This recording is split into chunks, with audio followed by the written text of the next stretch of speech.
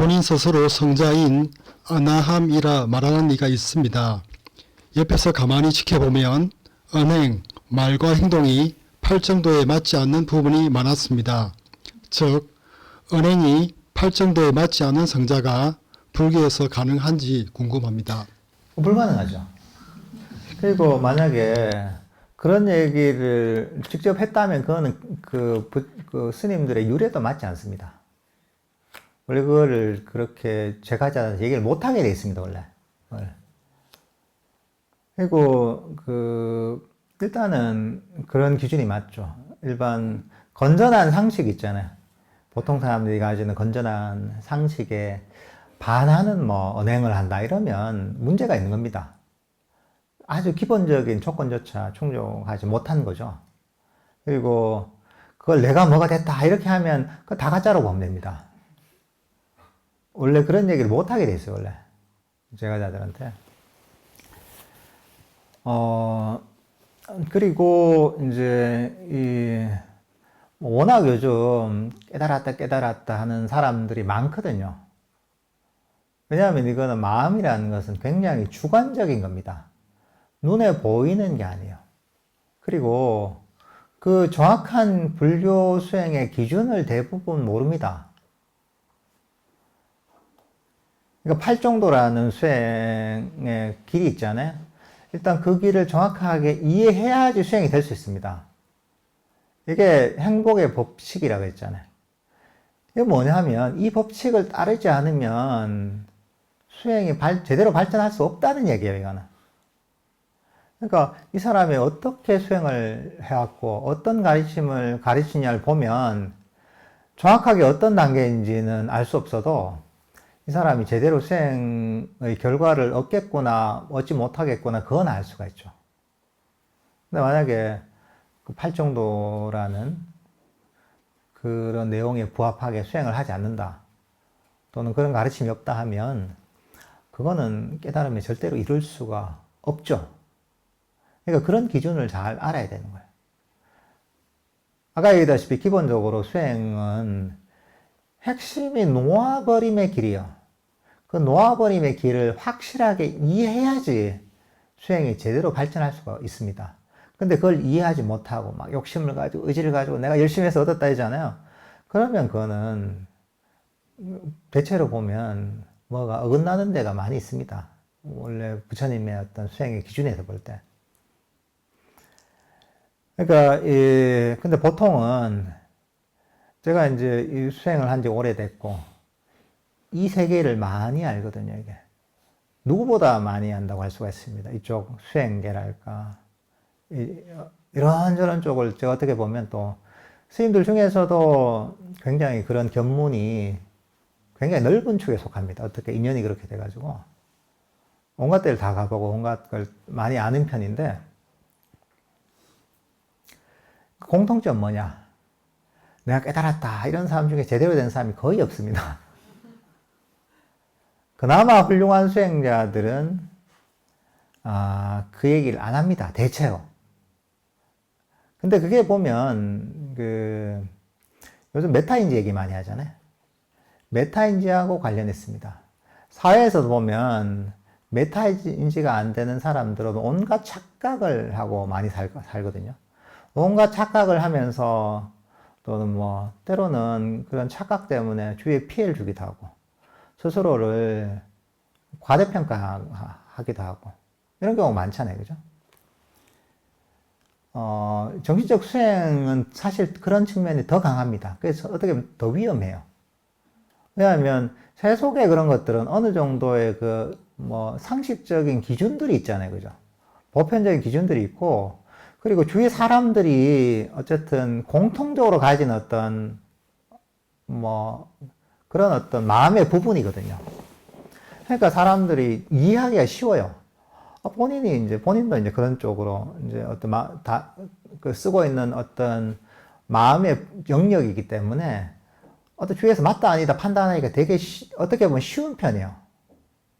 물론 모를 수도 있지만, 근데 불교 수행의 측면은 사람들이 이걸 해보지 않았어요, 대부분 사람들. 그 세계를 몰라요. 그러니까 거의 모든 사람들이 정신적인 부분에서 무지합니다.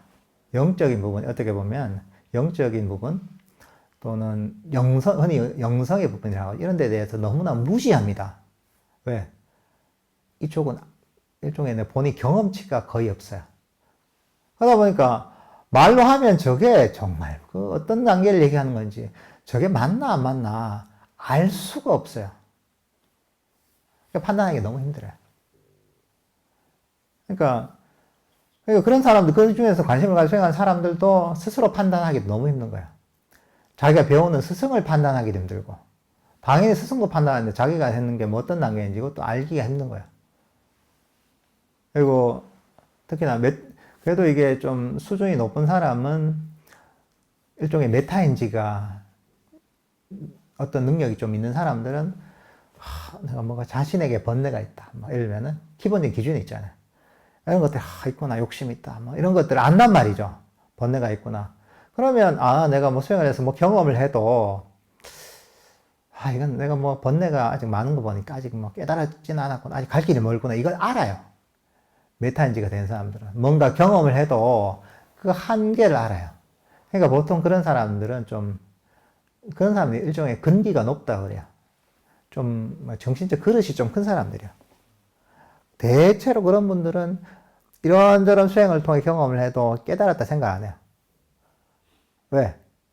아니 본인이 이제 메타인지가 되니까 객관적으로 이게 어느 정도 확실하게 몰라도 깨달음하고는 아직까지 차이가 깨달음의 수준은 아니구나 이걸 알아요.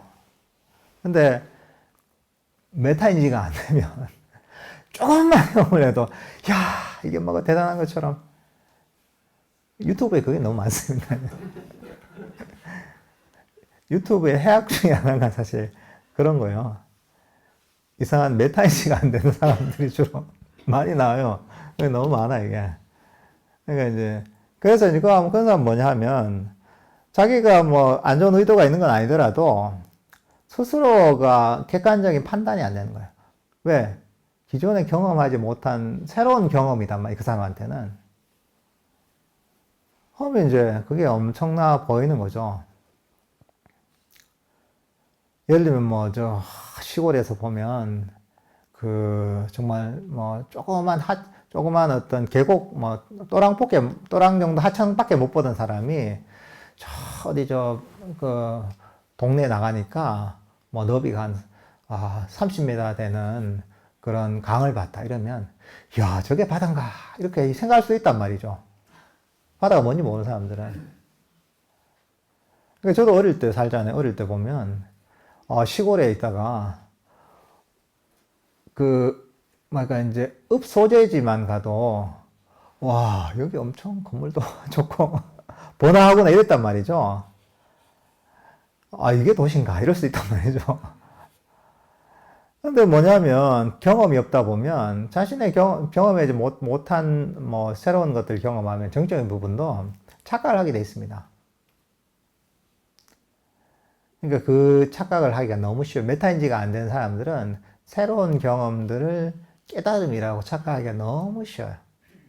근데 그게 스스로 그냥 혼자 하는 경우도 있고 때로는 스승이 착각해서 가르친 경우가 너무 많아요. 또 스승이 자기 배우는 누구 가르치면 스승이 이게 깨달음이다 이러면 자기도 믿는 거예요. 본인은 그 수준도 안 되니까. 그러면 그 밑에 공부한 사람은 다 내가 뭘 경험하면 깨달았다 다 나오는 거야. 수백 명, 수천 명도 나올 수 있죠. 깨달았다는 사람이. 하지만 그 사람한테는 새로운 경험이긴 하지만 아무것도 아닌 거죠, 사실. 마음에서 보면 우리 마음이 어떻게 양파 껍질처럼 끊임없이 일종의 새로운 측면이 레이어가 있단 말이죠. 근데 그 껍질을 조금만 벗겨내도 새로운 게 나타난단 말이죠. 근데 뭐 새로운 게 뭐가 나타나면 이걸 깨달음으로 생각하는 사람들이 많죠. 물론 그 수준도 천차만별이에요.